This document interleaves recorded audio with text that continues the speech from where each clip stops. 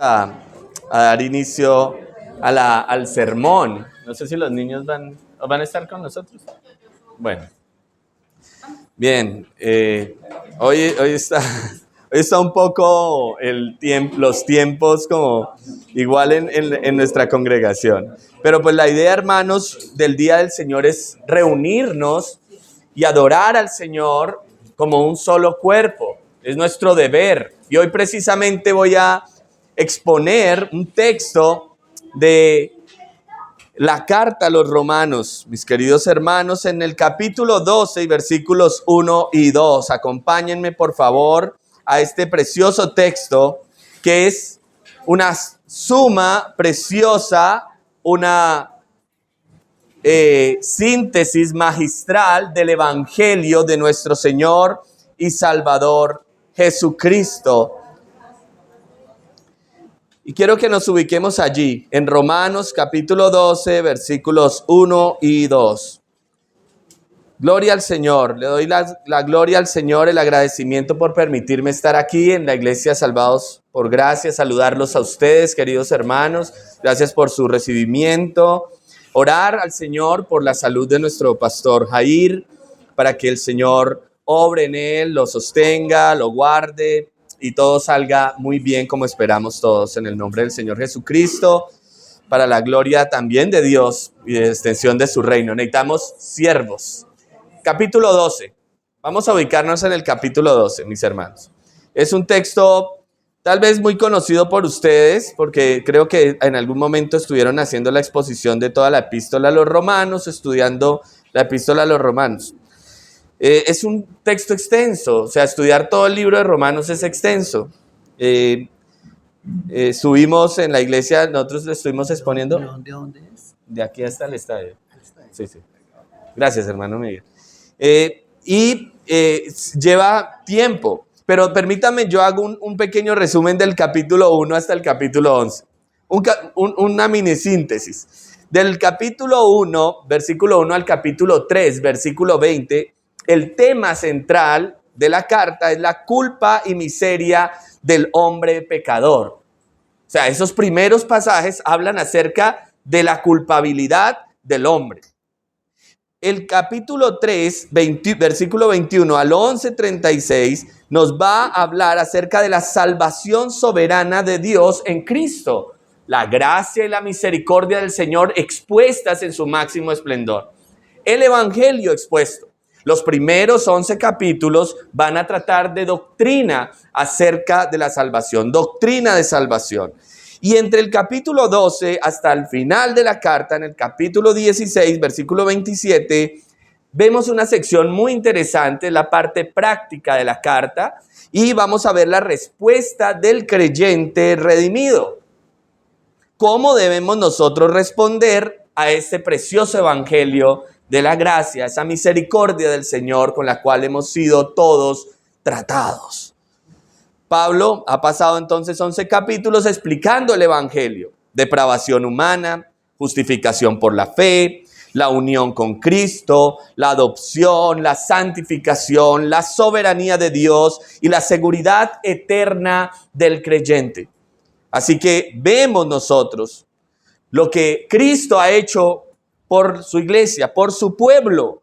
La Biblia no comienza con haz o hazlo, sino con Cristo hizo.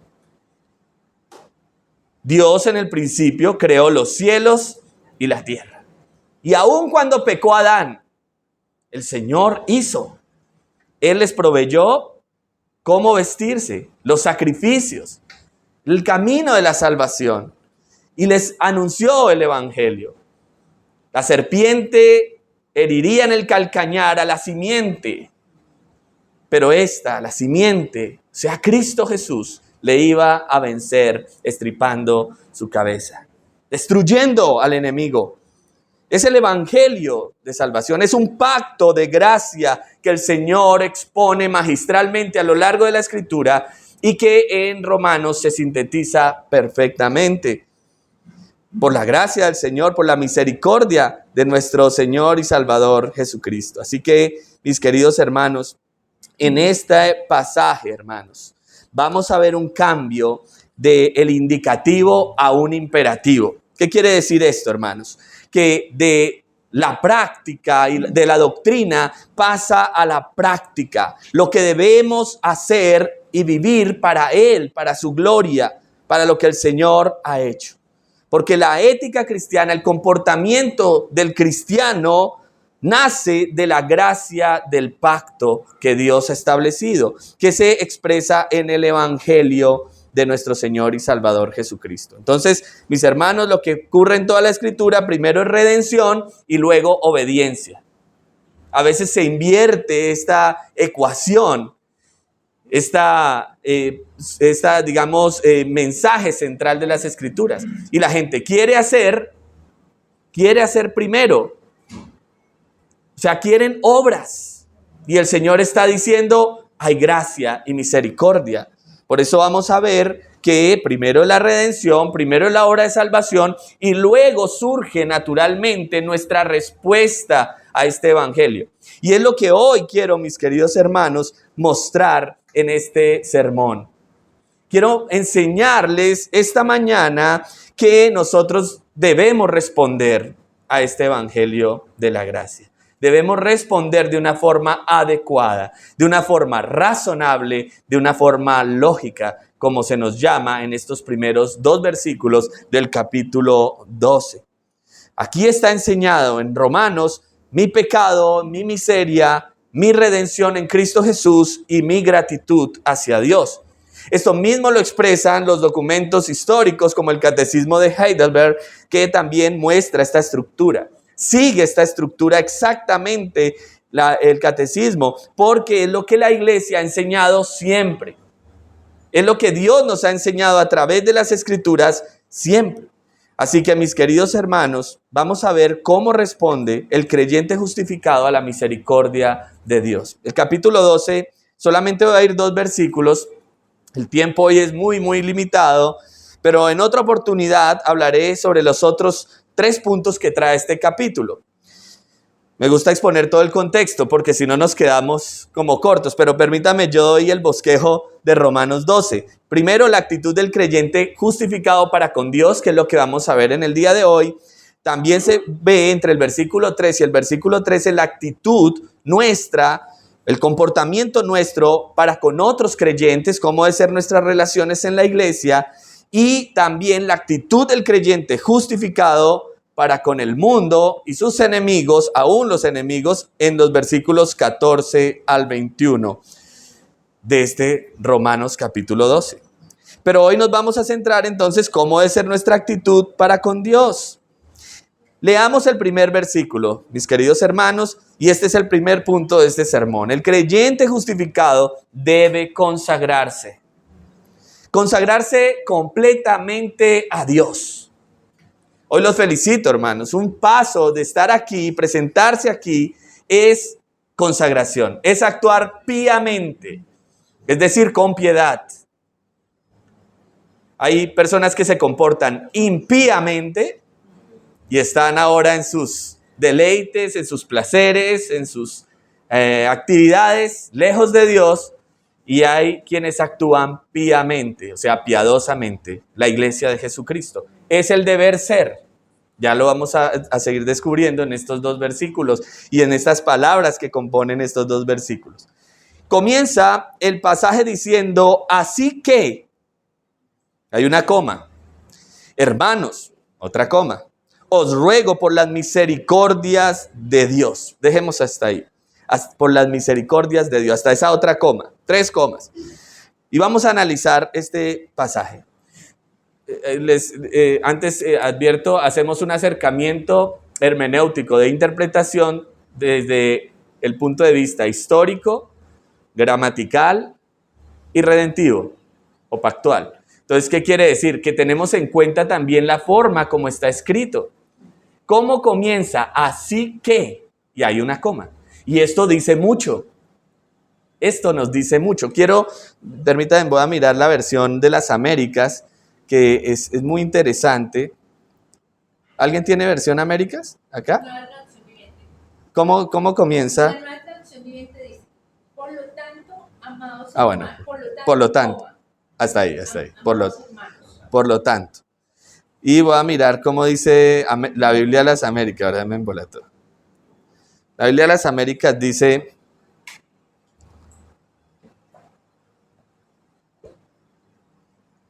Está lento. Pero miren ustedes, así que y por lo tanto, se me quedó la Biblia pensándose. ¿Sí? Ay, sí, es que... Sí, claro que yo lo tenía, claro que yo hice el flyer. Voy a predicar este mismo mensaje en nuestra congregación. Dice, por consiguiente, coma. Es que es muy interesante, porque lo que está diciéndonos aquí el Señor, el Espíritu Santo, a través del apóstol Pablo, es que hay algo que viene de atrás. O sea, no es un pasaje aislado, es por consiguiente, por tanto, así que son expresiones o una conjunción que nos indica que lo que viene atrás lo enlazamos y esta es la consecuencia. O sea, la respuesta es la respuesta que debemos tener.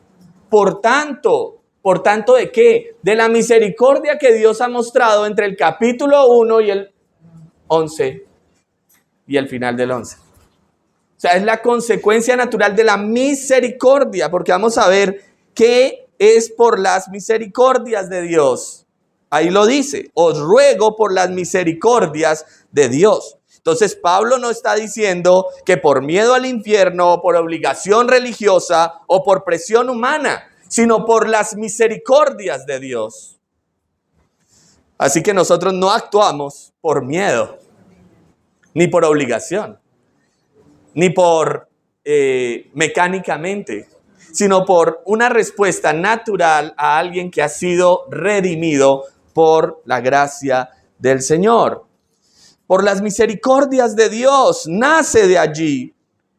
Hermanos, porque el Señor nos ha mostrado gracia soberana. ¿Cuántos son receptores de la gracia? Todos aquí.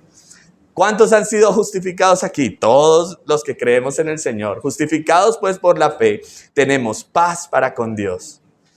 ¿Quiénes han sido adoptados? Todos somos los creyentes, hijos de Dios. ¿Quiénes han sido reconciliados? Hoy somos amigos del Señor. Ya no somos extraños ni advenedizos. Ahora los llamaré mis amigos, dice el Señor.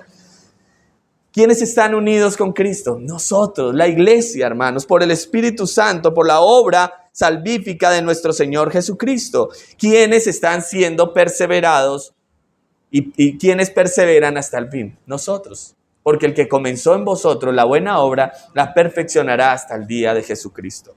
Es una respuesta nuestra, mis hermanos. Dios es rico en misericordia, nos recuerda Efesios capítulo 2, versículos 4 al 5.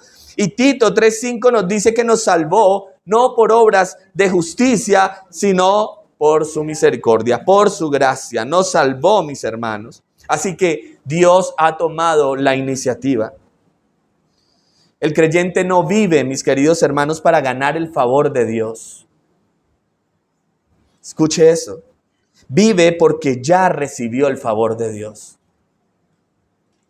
Que es algo que olvida no solamente el mundo, que ni lo conoce, o los que medio conocen algo, lo olvidan.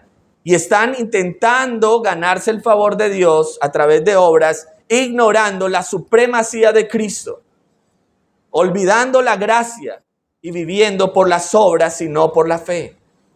Recuerde que el tema central de Romanos es, mas el justo por la fe vivirá.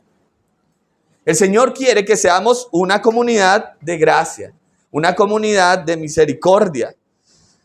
La obediencia, hermanos, es fruto de la redención que Él ha logrado y que ha decretado a través de un pacto de gracia y que es expresado en el Evangelio.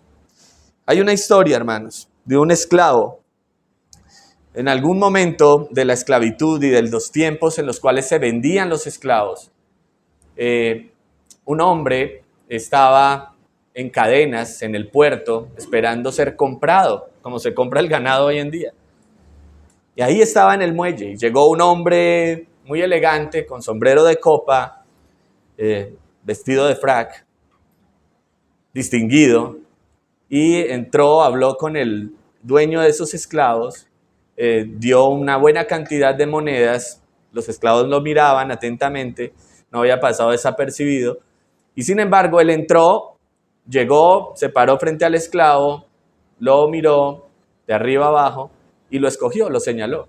Este esclavo respondió cruelmente porque lo escupió y lo insultó en su idioma. Y este hombre lo miró, se secó el escupitajo, sin embargo, sacó el acta de la compra, la factura, como decimos hoy en día, y la rompió delante de él. Le dijo, eres libre. Esa fue la respuesta de este hombre. Este esclavo quedó atónito, le zafaron las cadenas, el hombre se fue caminando. Y este joven esclavo salió corriendo tras de él. Y cuenta la historia que nunca le dejó y estuvo hasta el final de sus días con él. Él respondió a la misericordia que le mostró este hombre, a la gracia que le dio de haberlo liberado. Esto mismo hace nuestro Señor Jesucristo con cada uno de nosotros y espera la actitud de seguirlo y de servirle por siempre. Igual que este hombre que sufrió la esclavitud, nosotros éramos esclavos, mis hermanos. Éramos esclavos. Él, Señor, nos liberó de esa esclavitud y ahora somos aceptos en Jesucristo y vivimos para Él. Qué bendita verdad, qué gloriosa verdad, qué gozo debe producir esto en nuestros corazones. Es algo especial que ha hecho el Señor. Bendita su gracia, sublime gracia del Señor. Siendo yo un pecador, un infeliz, un enemigo, el Señor me ha salvado para servirle. Como cantábamos ahora, para servirle para su gloria. Ahora, mis hermanos, por esa misericordia hay un ruego. ¿Se habla a quiénes? Aquí después de la psique, discúlpenme, hago una digresión pequeña, a los hermanos. Esto no lo está hablando a otras personas que no sean de la comunidad de fe, de los redimidos. Esto es algo que va a entender el pueblo de Dios. Hermanos, a los que son de la familia de Dios, deben responder así. Al impío le decimos, arrepiéntete y cree en el evangelio. A los hermanos les decimos, os ruego.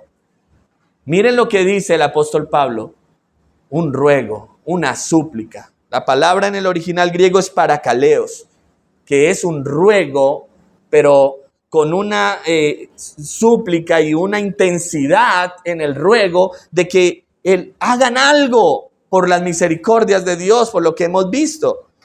¿Y qué es lo que les ruega? ¿Qué es lo que les ruega, hermanos? Que presentéis vuestros cuerpos en sacrificio vivo, santo, agradable a Dios, que es vuestro culto racional. ¿Me acordaste de tomar algo? Y entonces miramos acá el sacrificio. Claro, para nosotros es un poco distante este lenguaje, porque ¿qué nos está diciendo allí? Un sacrificio. Y nosotros pensamos en sacrificios de forma diferente a como pensaban los receptores de esta carta. En el Antiguo Testamento y para los antiguos un sacrificio era morir, era llevar a la muerte a lo que se sacrificaba. Y ahora nos está diciendo que el creyente se convierta en un sacrificio. Ya no morimos sobre un altar físico, mis queridos hermanos. Morimos diariamente al pecado y a la mundanalidad. Recuerden lo que dice Gálatas capítulo 2 y versículo 20. Con Cristo estoy juntamente crucificado. Ya no vivo yo, mas vive Cristo en mí. Y también lo que el Señor Jesucristo nos recuerda en Lucas capítulo 9, versículo 23. El que quiera venir en pos de mí, niéguese a sí mismo, tome su cruz y sígame. Y Primera de Corintios capítulo 6, versículo 19 al 20, dice, glorificad pues a Dios en vuestro cuerpo, Nuestro cuerpo está siendo presentado como sacrificio, pero ya no ofrecemos sacrificio para expiación porque Cristo ya lo hizo. Eso no lo dice Hebreos capítulo 10, versículo 14. Con una sola ofrenda hizo perfecto para siempre a los santificados. Una sola vez y para siempre nuestro Señor Jesucristo fue sacrificado para expiar nuestro pecado. Cuando Cristo muere, derrama su sangre en la cruz del Calvario, nuestro pecado ha sido expiado. Y no es que fue ocultado o ahí como maquillado. No, expiación significa que lo cubrió, lo pagó. Acá hay un tema de redención, de compra nuevamente, con un precio. O sea, se debía pagar este precio porque la paga del pecado es muerte, pero la dádiva de Dios es vida eterna en Cristo Jesús. Así que el Señor Jesucristo ya lo hizo, ya pagó. Pero ¿qué nos ofrecemos nosotros? En gratitud y adoración. En gratitud y adoración es nuestro sacrificio. Hoy, este sacrificio. ¿Costoso el sacrificio? No. Venir a reunirnos, encontrarnos con los hermanos, cantar, testificar al mundo que somos de Cristo.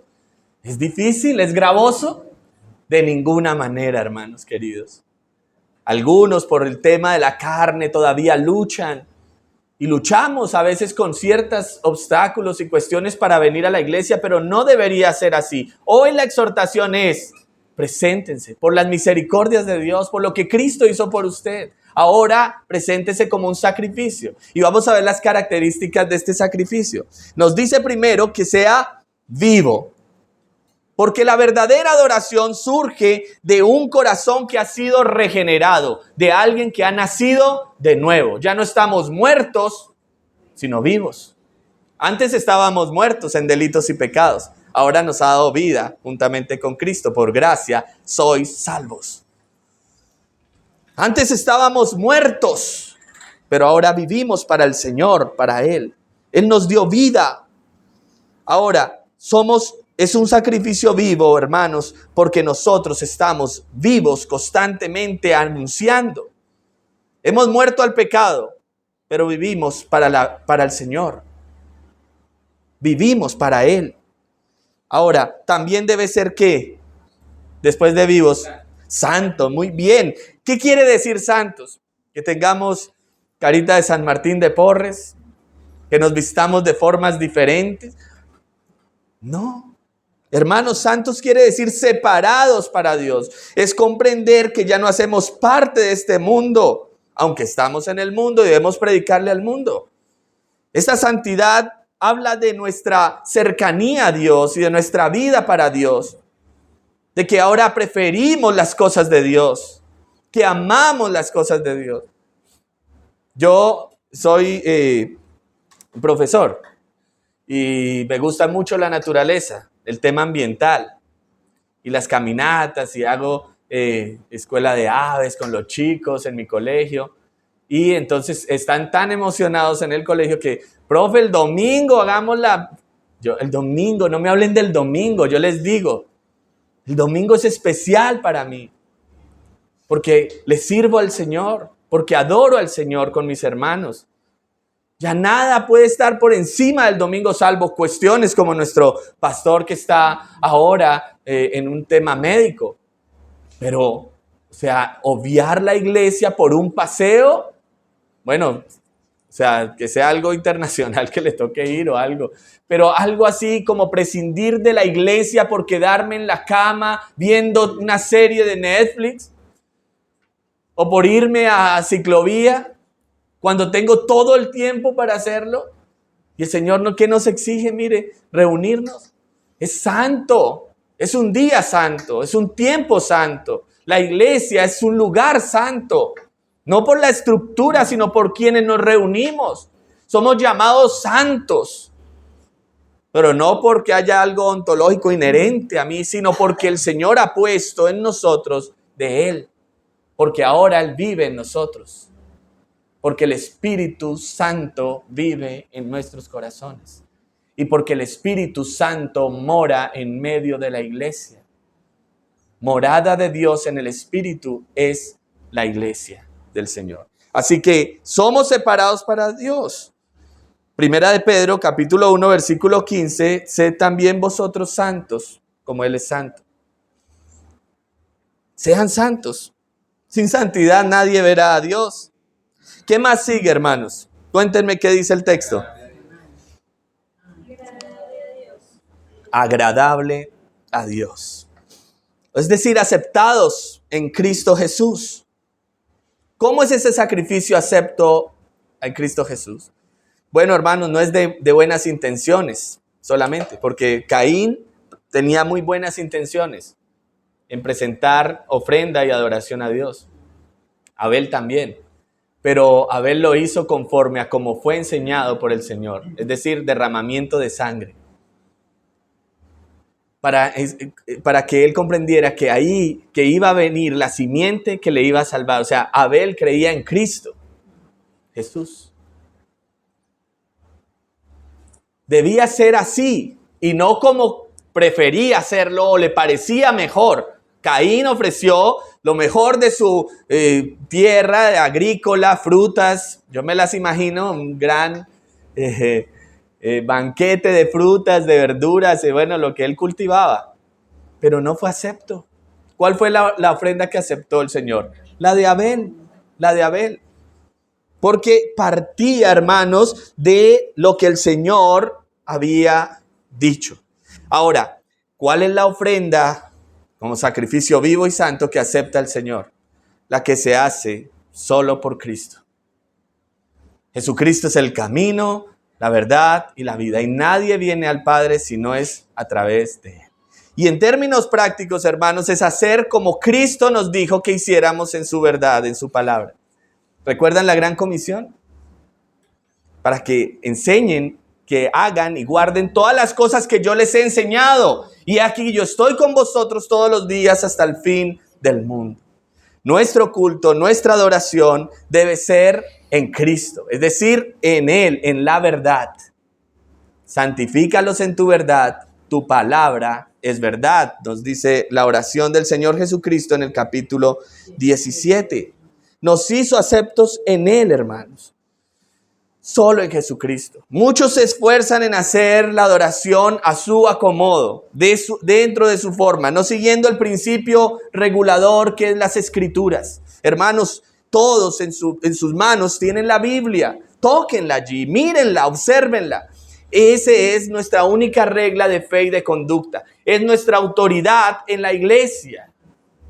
Máxima autoridad, porque es inerrante, es suficiente, es infalible, es la palabra de Dios. Pero muchos en este tiempo, y aún nuestra carne, trata de levantarse contra esta verdad. Entonces surgen ciertas cuestiones del culto que no deben ser. Entonces es que a mí me parece que así es mejor. Y ese a mí me parece es muy delicado, hermanos. Debe ser como Cristo nos dijo que adoráramos. Como Cristo nos enseñó en su palabra y en su verdad. Así nosotros debemos hacerlo, mis queridos hermanos. Hoy mucha gente está con el esnobismo. Me contaba alguien que en los Estados Unidos había una iglesia donde ya habían solo mesitas, servían café a la mesa, alguien hablaba un poco, ponían mucha música, muchos aplausos y se acabó el culto. O en alguna ocasión vi yo en un lugar que dijeron, hoy no hay prédica, sino un testimonio de alguien que viene a divertirnos y a contar chistes o a contar cuentos. O hoy no hay culto, hay película. ¿Eso es en Cristo? No, hermanos, eso es de acuerdo a la mentalidad del pastor y puede que les dé resultados. Si no, miren ustedes las mega iglesias cómo están, llenísimas. Se les conoce hoy en día como las iglesias happy clapping. Solo aplausos, solo música, de teatro, mucho espectáculo y poca adoración verdadera. El Señor no quiere eso. Él quiere que nosotros tengamos la actitud correcta, presentarnos por las misericordias de Dios en sacrificio vivo, ya dijimos, santo y agradable al Señor. Hermanos, es agradable a Dios. Es lo que nosotros debemos hacer. en Cristo Jesús. No en nuestra concupiscencia, en nuestra maldad, sino en Cristo Jesús, en la verdad, en el principio regulador del culto que es la Biblia. Ahora, mis hermanos, el creyente debe rendir un culto que es racional, porque dice que presente su cuerpo, o sea, usted mismo, preséntese en sacrificio vivo, ya no muerto, sino vivo, santo, separado para Dios, agradable a Dios en Cristo Jesús. Y luego dice el por qué, ¿cierto? Que es, o la razón, que es vuestro, ¿qué? Culto racional. En el original griego es logiken, que quiere decir es lo lógico. De ahí sale la palabra lógico. O sea, que tiene un orden del pensamiento. Hay algunas discusiones en cuanto al significado del adjetivo. Yo me quedo con una interpretación de un reformado holandés que habla de que es vuestro culto razonable. O sea, más que lógico, es razonable, es lo razonable. Es lo que nosotros debemos también conocer, pero también interiorizar. Cuando es razonable es porque nuestra razón también se aplica allí. Y porque nosotros como un corazón regenerado, una mente renovada, pues debemos comprender. Por eso nos lleva a la comprensión de esto. Y ese es el ruego que está haciendo Pablo a los romanos.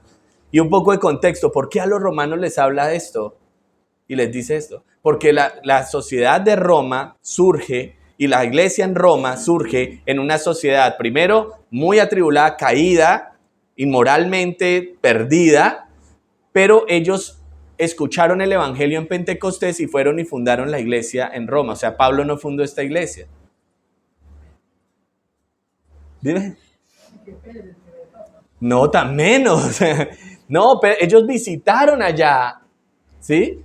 Visitaron. Los romanistas dicen eso, ¿cierto? Nosotros nos causa como Estelita ahora risa, porque eso no es correcto de acuerdo a la historia.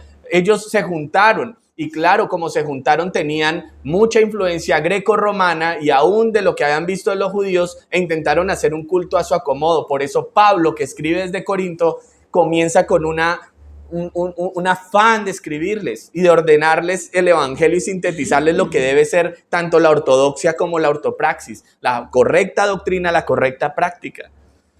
Y entonces les presenta el evangelio. Yo ya creo que alguna vez les hablé que la inspiración de la Biblia no es mecánica, o sea, no fue que ellos entraron en un trance y empezaron a escribir, es orgánica, se llama así, inspiración orgánica, es decir, que el Señor, de acuerdo a las circunstancias, a la personalidad, a las situaciones que vivían, les impelió o los llevó a escribir.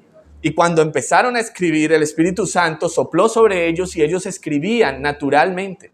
O sea, utilizó eso. Por eso vemos la impresión de los sentimientos del autor, pero también de las situaciones de la congregación que recibía la carta o de la persona que recibía la carta. Y eso es muy importante tenerlo en cuenta a la hora de interpretar. Entonces, mis queridos hermanos, debemos hacerlo de forma racional, no mecánica. Una adoración bíblica verdadera que implique tu mente con inteligencia, con sabiduría, tu corazón, porque amarás al Señor tu Dios con todo tu corazón, tu alma, tu mente y tus fuerzas, y a tu prójimo como a ti mismo, con tu voluntad, con tu cuerpo, con tu tiempo, con tus recursos, con tu vida entera, debes adorar al Señor. Esto es lo que nos dice la Escritura. La verdadera adoración, mis queridos hermanos, no termina el día del Señor, el domingo, sino continúa toda la semana, en todo momento. No se restringe al culto, sino también a nuestra vida cotidiana en todo momento. Por eso Colosenses 3:17 nos dice que todo lo que hagamos, lo hagamos para la gloria del Señor, para el Señor, hacerlo para el Señor. Trabajas, estudias, sostienes tu familia, cuidas tu familia, hazlo para el Señor. Haces un trabajo en la iglesia para el Señor. Juan 4:23 nos recuerda que los verdaderos adoradores adorarán al Señor en espíritu y en verdad. Desde dentro de un corazón regenerado, pero conforme a la verdad del Señor. Eso es en espíritu y en verdad, no en trance. Porque algunos dicen, no, hay que adorar en espíritu en verdad, entonces hay que entrar en un trance, voltear los ojos, etcétera. No, hermanos. Cantamos con inteligencia y sabiduría. Por eso cuando cantamos estos himnos, las letras son las que predominan. Y usted mira la letra, son letras bíblicas. ¿Por qué? Porque le cantamos al Señor. Bendice alma mía al Señor. O sea, hay un raciocinio allí de David. Una introspección, le llaman ahora la metacognición, la capacidad de poder entender y conocer y saber cómo es que nosotros hacemos la adoración. Hermanos, esto es lo que debemos hacer. Ahora continuemos, creo que se me ha ido mucho tiempo en ello. Dice el versículo 2, no os conforméis a este siglo. No os conforméis a este siglo, paremos en esa coma. El creyente justificado, este es el segundo punto, hermanos, debe rechazar el molde del mundo. No os conforméis, no os amoldéis, no tomen la forma de este mundo, tomen la forma de la Biblia. Por eso nosotros decimos somos reformados.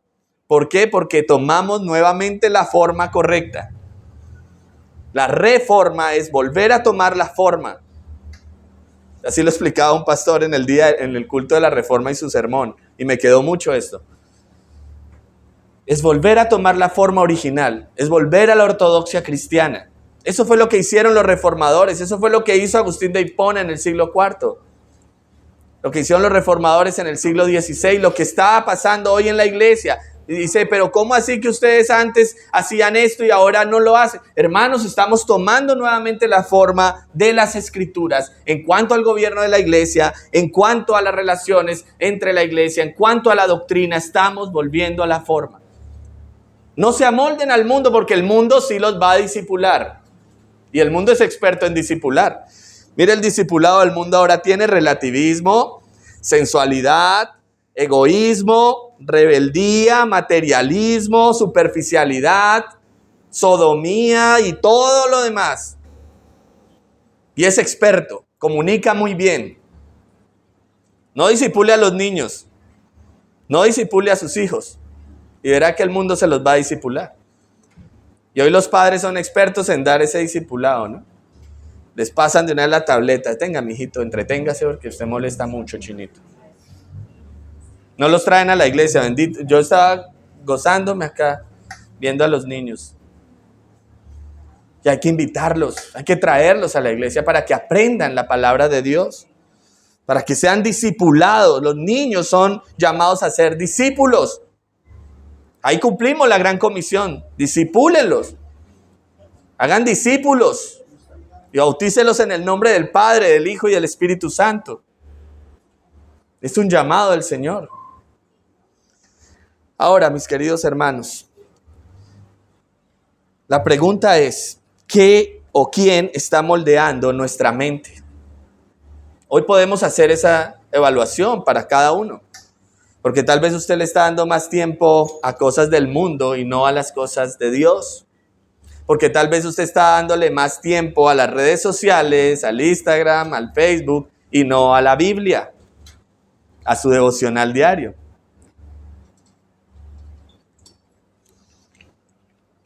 Es triste, ¿no? Ver cómo mucha gente que dice ser cristiano, cuando se invitan a espacios de estudiar y todo, prefieren. Pero invítelos a una conferencia de autoayuda, llegan. O sea, hay algunas cosas que están desbalanceadas. Mire, este mensaje que fue escrito en el año 55, 57, no, 55, del primer milenio, del principio, hermanos, después de nuestro Señor Jesucristo, es el mismo mensaje para hoy. Miren la pertinencia, bueno, eso es la palabra de Dios, ¿no? Pero es calcado para nosotros hoy. Ahora, mis queridos hermanos, nosotros como pueblo del pacto hemos sido llamados a ser diferentes. Levítico 20:26 dice, habéis pues de serme santos. Y primera de Pedro 2:9 nos recuerda que vosotros sois recordemos, linaje escogido, real sacerdocio, nación santa, pueblo adquirido por Dios para anunciar las virtudes de aquel que nos llamó de las tinieblas a su luz admirable. Esa es nuestra realidad. Ahora, mis hermanos, nosotros somos una comunidad apartada por Dios. No ascética, o sea, no es que nos marginemos de los demás, no. Apartadas quiere decir que tomamos la forma de lo que Dios nos ha dicho para anunciarles al mundo quién es Cristo y conozcan su gloria y lo amen y lo sigan y lo sirvan. Ese es nuestro deber y nuestra misión. Ahora, continuemos. Que no os conforméis a este siglo, sino transformaos por medio de la renovación de vuestro entendimiento. ¿Qué implica? Que el creyente debe ser transformado. O sea, la santificación no ocurre en un instante, sino es progresiva. Aumenta. Filipenses 1:6, el que comenzó en vosotros la buena obra, la perfeccionará. Mire cómo está el verbo. Perfeccionará. Es progresivo. ¿Hasta cuándo? Hasta el día de Jesucristo que regrese. Entonces el Señor está obrando en nuestras vidas. ¿Quién lo está haciendo? Pues es una obra del Espíritu Santo, hermanos. Ezequiel 36, 26, 27 nos habla que el Señor pone en nosotros un corazón nuevo y quita el corazón de carne. O sea, la obra la comienza el Señor, la continúa el Señor, la perfeccionará el Señor. Pero aquí el Señor nos está dando, mis queridos hermanos, una responsabilidad, porque nuestra conciencia necesita ser educada por las Escrituras, ir a la escuela de las Escrituras para ser enseñados. Hay dos conceptos teológicos, uno es el monergismo y el sinergismo. Monergismo habla, hermanos, en términos de que solamente una persona actúa. Mono y sinergia es poder. Entonces, monergismo habla de, la palabra, el sufijo de monergia es uno y la energía de uno, o sea, la fuerza de uno actuando. En la salvación somos monergistas. Creo que estamos aquí de acuerdo. Porque la salvación es ¿de quién? Del Señor. No existe tal cosa de que haga usted el 99%, que Dios hizo el 99% y usted el 1%. En la salvación todo es del Señor. La salvación es de Jehová. Jonás 2:9. O sea, si decimos que nosotros hicimos algo, le restamos mérito a Cristo y eso es pecado. Y es anatema. En la salvación somos monergistas. Pero en la santificación somos sinergistas. ¿Qué quiere decir esto? Que el Señor está actuando a través del Espíritu Santo, de las Escrituras, pero nosotros también participamos en ello. El Señor nos da responsabilidades. Aquí, por ejemplo, presenten, hagan. O sea, hay una acción volitiva. Hay una acción nuestra que debemos comprometernos con la iglesia, con el servicio al Señor, con nuestro discipulado, con discipular a otros. Entonces, nos está transformando, el Espíritu Santo está obrando en el creyente, hermanos, y esto es una evidencia de pertenecer al pueblo del pacto, de pertenecer a la familia de Dios, de que el Espíritu Santo está obrando en nosotros, nos redarguye y también nos lleva a confesar nuestro pecado, a arrepentirnos de nuestro pecado y a vivir para la gloria del Señor. Por eso necesitamos la palabra. ¿Para qué? Para que seamos transformados. Por eso dice, no os conforméis en este siglo, sino transformados por medio de ¿qué? De la renovación de vuestro entendimiento. ¿Con qué renovamos nuestro entendimiento? O sea, quitamos esas cosas que teníamos malas y las cambiamos por cosas que son provechosas. Con la Biblia. Por eso debemos ir a la escuela llamada Biblia, para que el Espíritu Santo nos enseñe. Así somos renovados en nuestra mente.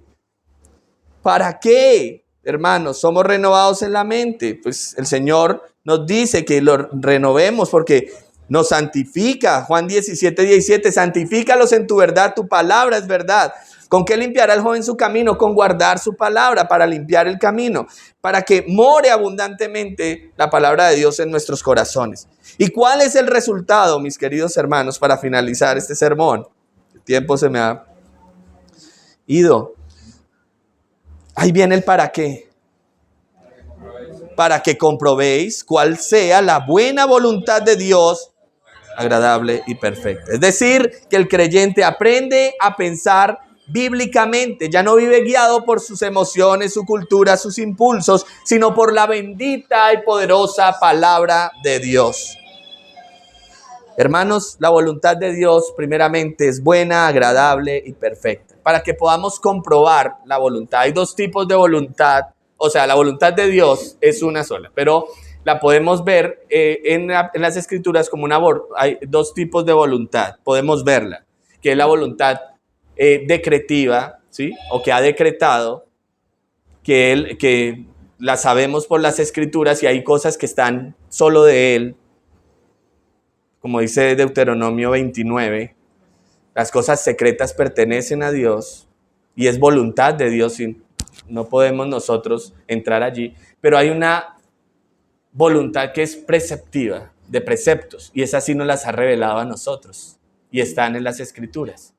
Entonces debemos comprobar cuál es esa buena voluntad de Dios. ¿Cuál? La preceptiva, lo que Él nos prescribe, para saber entonces, mis queridos hermanos, qué podemos aprender allí de la palabra, ¿cierto? Los mandamientos, por ejemplo, para comprobar cuál es la voluntad de Dios. Por ejemplo, Tesalonicenses, la voluntad de Dios es vuestra santificación. Ahora, la voluntad de Dios es buena, agradable y perfecta. Mire, buena, hermanos. Salmo 34:8, gustad y ved qué bueno es Jehová. Agradable, el Salmo 19:11, en guardaros hay grande galardón. Cuando usted se guarda hay grande galardón para los chicos, los jóvenes que esperan pacientemente. Y es perfecta. Mateo 5:48, sed perfectos como vuestro Padre que está en los cielos es perfecta. Hermanos, para concluir, el Evangelio produce gratitud. Eso nos enseña este pasaje. La misericordia de Dios produce obediencia. La justificación produce santificación. Perdón, la justificación produce transformación. Y la gracia produce santidad. Así que ya no vivimos para el mundo, vivimos para aquel que nos ha redimido. Le servimos al Señor. Cristo ya ofreció como sacrificio perfecto por los pecadores, ya se ofreció. Ahora Él llama a su pueblo a rendirse completamente, hermanos, a rechazar el molde del mundo y a vivir para la gloria de Dios. Segunda de Corintios 5:15 dice, y por todos murió para que los que viven ya no vivan para sí. Hoy el Señor pregunta, ¿está tu vida sobre el altar? Oremos, hermanos. Amado Señor, Padre nuestro, gracias por esta oportunidad de predicar la preciosa palabra de Dios.